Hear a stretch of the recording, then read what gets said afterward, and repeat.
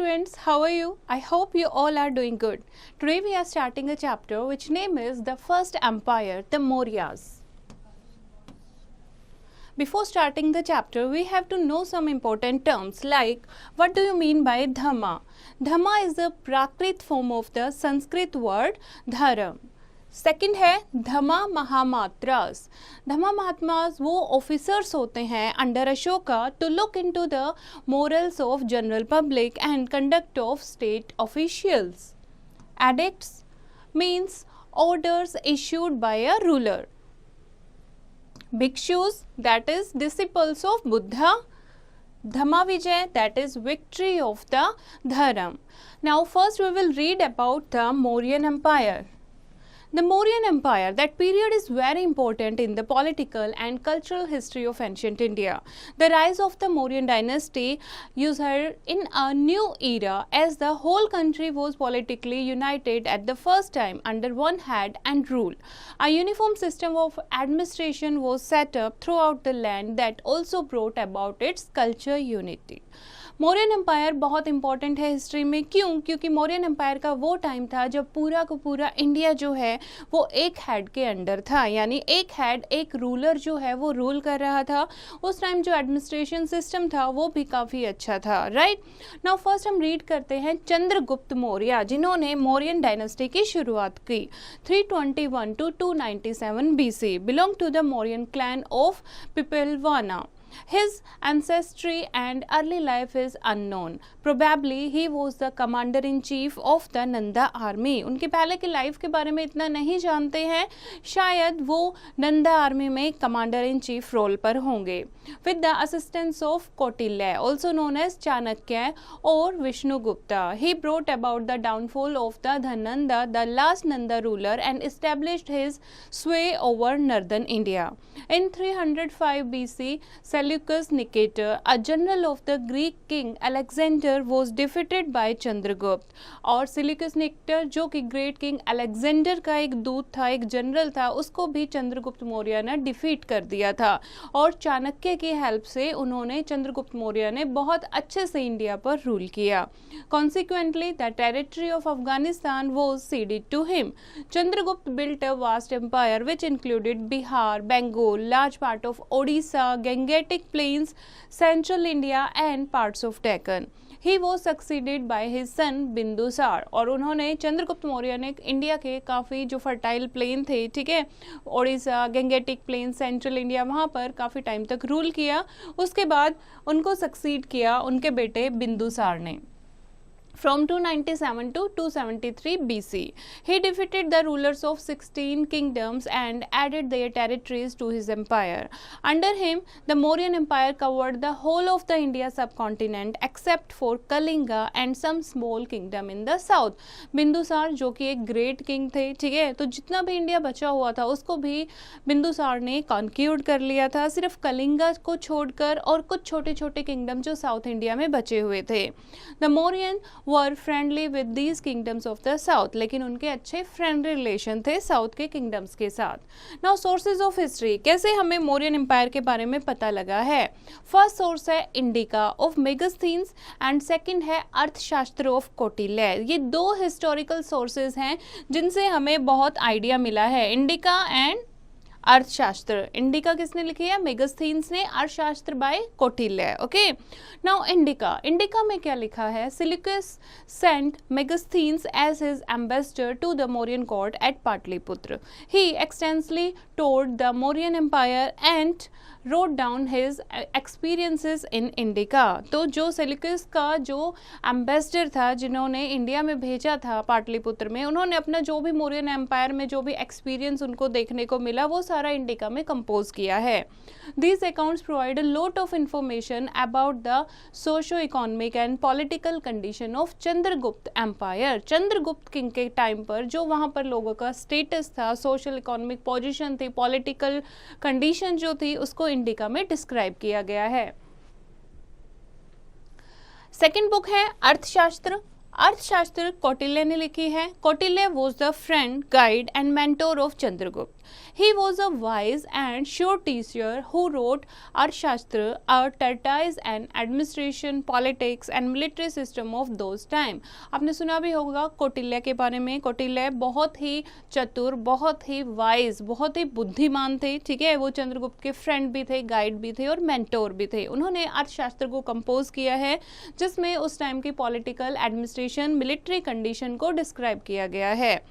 These two works are the basis on which the history of the Mauryan times has been reconstructed. तो ये दो जो है ये मेन सोर्स हैं जिससे हमें मौर्यन टाइम के बारे में पता लगा है. ओके, अब हम पढ़ते हैं मौर्यन एडमिनिस्ट्रेशन. किस टाइम की, उस टाइम की एडमिनिस्ट्रेशन जो थी वो कैसी थी, जो कि हमें इंडिका और अर्थशास्त्र से पता लगा है कि काफ़ी एफिशिएंट एडमिनिस्ट्रेशन सिस्टम था.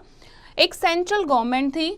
किंग जो था वो हाईएस्ट अथॉरिटी पे होता था. ठीक है, उसके बाद उसके सुप्रीम कमांडर होते थे आर्मी के और सुप्रीम जज होते थे और लॉयल मिनिस्टर ऑफ काउंसिल्स भी होते थे जिसको मंत्री परिषद कहा जाता था. ये सारे मिनिस्टर जो हैं ये किंग को असिस्ट करते थे और अलग अलग लोगों को अलग अलग पोस्ट दी हुई थी उनके काम के अनुसार. नेक्स्ट है प्रोविंशियल गवर्नमेंट. अब ये तो हो गया सेंट्रल गवर्नमेंट. सेंट्रल गवर्नमेंट मतलब हेड कौन था, किंग था. ठीक है, बाकी उसके मिनिस्टर थे जो उसको असिस्ट करते थे. अब प्रोविंशियल गवर्नमेंट, प्रोविंशियल मतलब एक स्टेट के, एक जगह के, एक साम्राज्य की गवर्नमेंट कैसे चलती थी. Administratively the state was divided into 4 provinces. पूरी स्टेट को 4 प्रोविंस में डिवाइड किया गया था. Magadha, Takshashila, okay, Ujjain and Swarnagiri. अब important provinces were under the charges of a prince or a member of the royal family known as Kumar. अब जो भी रॉयल फैमिली के मेंबर थे उनके अंडर में प्रोविंसेस होते थे जो भी इंपॉर्टेंट प्रोविंस थे. ठीक है, या किसी प्रिंस के हाथ में या फिर किसी मेंबर के हाथ में जिनको कुमार कहा जाता था. छोटे छोटे प्रोविंस जो हैं वो राजुकाज को दिए जाते थे and the departmental chief were known as mukhiya और Mahamatras. The administration of the district was in the hands of Sathanka, which the village were looked after the village headmen called the Gramikas or Gramins. इस तरीके से पूरे province को administer किया गया था post wise. Next है सिटी एडमिनिस्ट्रेशन. सिटी एडमिनिस्ट्रेशन में जैसे पाटलिपुत्र और बाकी जो सिटीज़ थी जैसे कुशाम्बी, उज्जैन, तक्षशिला, ये एक सिमिलर पैटर्न के अंडर में एडमिनिस्ट्रेट की गई थी. सिटी को 4 पार्ट में डिवाइड किया गया था. हर एक पार्ट को एक ऑफिशियल के अंडर दिया गया था. The mayor of the city was called the Nagarika and the administration was run by 6 boards, each of them looking after different department जैसे industries, foreigners, records of birth and death, sanitation, weights and measures and public utility. तो इस तरीके से city को 6 part में divide किया गया था, 6 डिपार्टमेंट में डिवाइड किया गया था और डिपार्टमेंट के अकॉर्डिंग वो लोग अपना काम करते थे. अब कुछ इंपॉर्टेंट सिटी है जैसे पाटलिपुत्र. जो मौर्यन की कैपिटल थी वो थी Pataliputra. Okay, on the bank of the Ganga river. Megasthenes was highly impressed by the graduate of the city and the efficiency of its administration. Army. The Mauryan empire was large which needed a well organised, disciplined and a good network of spies for an efficient administration. Chandragupta के time पर बहुत ही बड़ी army थी जिसमें 60,000 से भी ज़्यादा soldiers थे. ठीक है, 30,000 से भी ज़्यादा कैवलरी थे. एलिफेंट्स को यूज़ किया जाता था और चैरियट को यूज़ किया जाता था.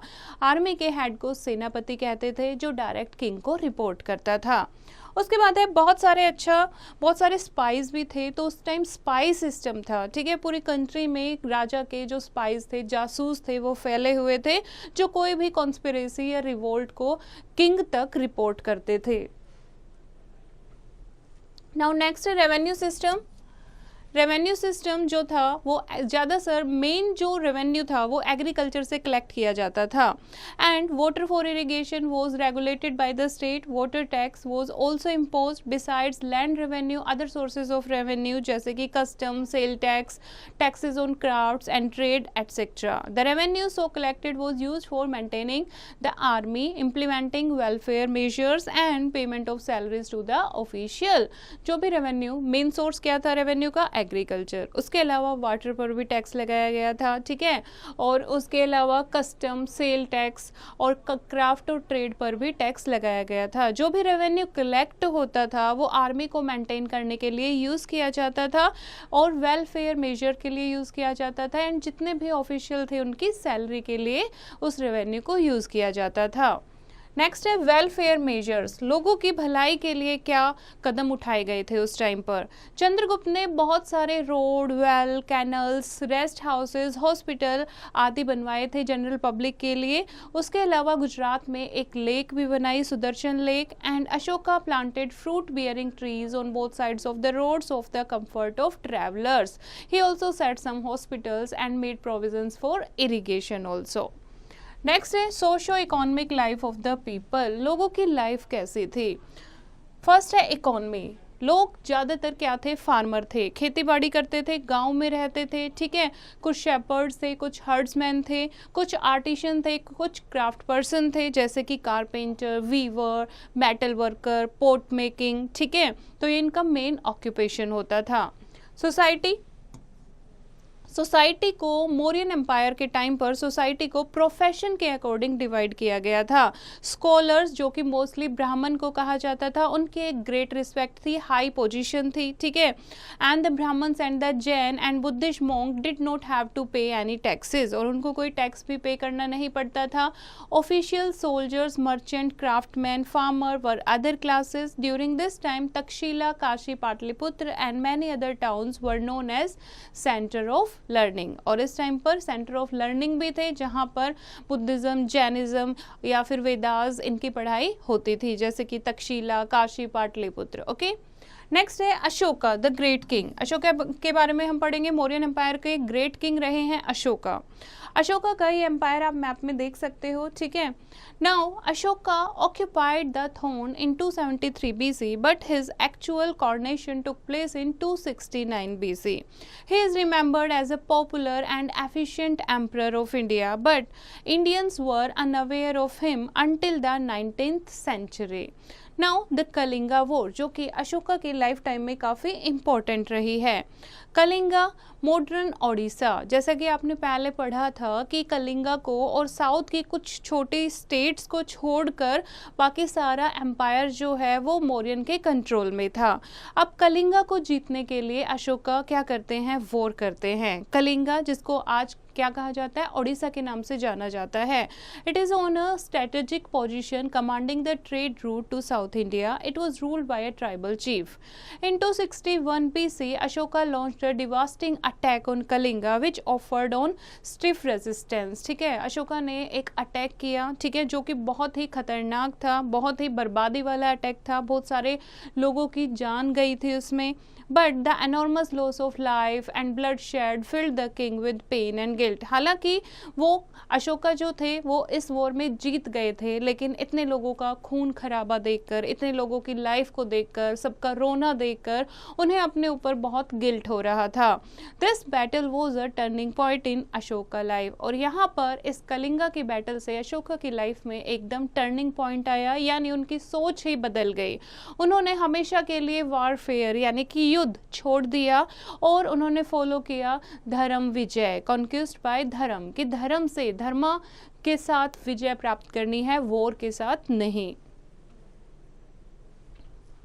Influence of Buddhism on Ashoka, और उसके बाद वो फॉलोअर बन गए बुद्धिज्म के और बहुत सारे विहार यानी कि मोनेस्ट्रीज भी उन्होंने कंस्ट्रक्ट कराई। He sent missionaries to distant places to spread the message of Buddha.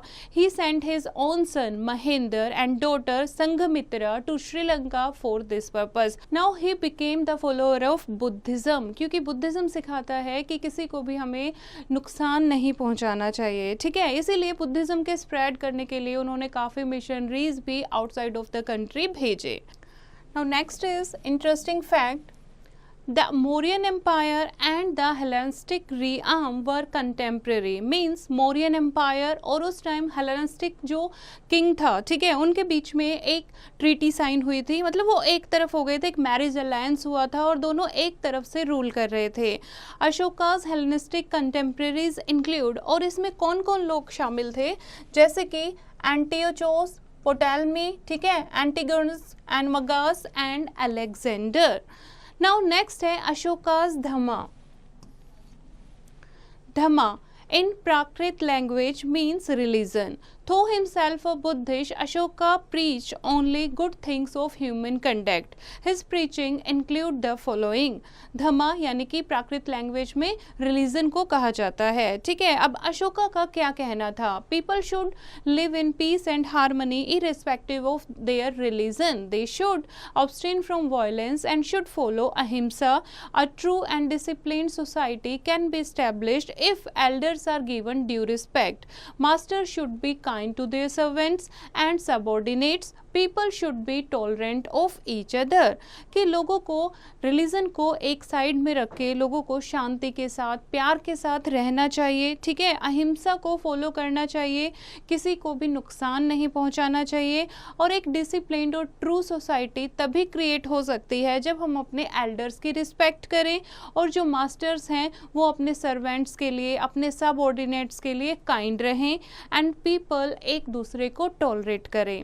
One should not differentiate with or condemn someone on the basis of caste or creed, and the Brahmins and Sharmans should be treated alike. और सबको एक जैसा treat करना चाहिए, चाहे वो Brahmins हैं, चाहे वो शर्मांस हैं, शूद्र हैं, ठीक है। People should lead a simple and pure and chaste life and should give charity to the needy people. और लोगों को एक साफ सुथरी प्योर सिंपल लाइफ जीनी चाहिए और जो ज़रूरतमंद हैं उनको दान करना चाहिए। One should always speak the truth, और हमेशा सच बोलना चाहिए। तो ये क्या थी? ये अशोका की सोच थी जो कलिंगा वॉर के बाद डेवलप हुई थी। He ordered digging of wells, building of shelters and planting trees on road side. He appointed officers to supervise charitable work and set up hospitals etcetera. He did these and many other things to make the life of his people comfortable. और कलिंगा की war के बाद उन्होंने अपने जो साम्राज्य था उनका, जो उनका एम्पायर था, उनमें लोगों की जो लाइफ है वो और भी कंफर्टेबल हो, इसलिए हॉस्पिटल्स बनवाए, ठीक है। चैरिटी की जाती थी जिसको देखने के लिए ऑफिसर्स जो हैं उनको नियुक्त किया गया था, अपॉइंट किया गया था, ठीक है।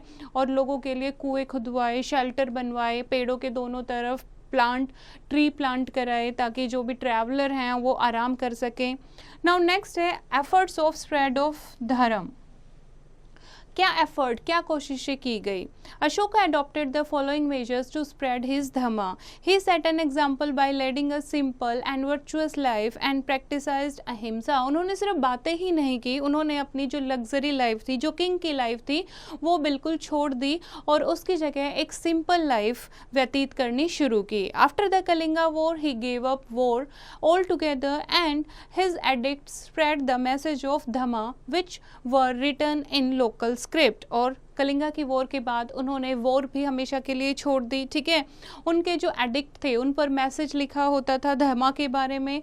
And he told his kingdom extensively to ensure that his subjects were living in accordance with Dhamma and Dhamma Mahatma were deputed to ensure that the teaching on these edicts were being followed. और इसके लिए specially धर्मा महात्मा को depute किया गया ताकि जो teaching है वो उनके फॉलोवर तक ईजिली पहुंच सके।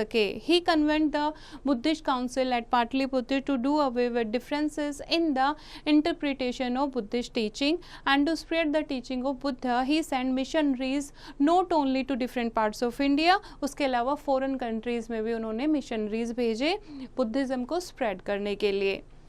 नेक्स्ट है अशोकास एडिक्ट्स एंड इंस्क्रिप्शन। जो अभी तक आप देख सकते हो अशोका के जो मैसेज हैं जो एडिक्ट्स पर लिखे गए थे या इंस्क्रिप्ट किए गए थे, रॉक एडिक्ट्स या फिर इंस्क्रिप्शन सेटअप बाय हिम, अभी भी आप काफ़ी उनके एग्जांपल देख सकते हो, जैसे कि rock and pillar edicts reveal his ideas on religion and government and his concern for his people. They are 44 edicts engraved on rocks, on polished stone pillars and in caves. These inscriptions were composed in Prakrit. Prakrit जो उस time लोगों की common language थी and were written in Brahmi script. Some of the edicts were written in Kshatriya script as well. Now next है Mauryan art. Mauryan art के बारे में, जैसे कि नेशनल एम्बलम जो अब हमारा है वो अशोका के ही आर्ट से लिया गया है, ठीक है। तो मौर्यन एम्पायर के टाइम पर जो स्कल्पचर और आर्किटेक्चर था वो उसमें स्टोन का काफ़ी यूज़ किया जाता था, फाइन पॉलिश की जाती थी स्टोन को एक अच्छा लुक देने के लिए। जैसे फर्स्ट है monolithic pillars. These pillars are about 20 to 30 metres high. Ashoka के टाइम पर, मौर्यन आर्ट के टाइम पर क्या बनाए गए थे? पिलर बनाए गए थे, ठीक है। बड़े बड़े पिलर होते थे जिनकी हाइट 20 to 30 मीटर होती थी।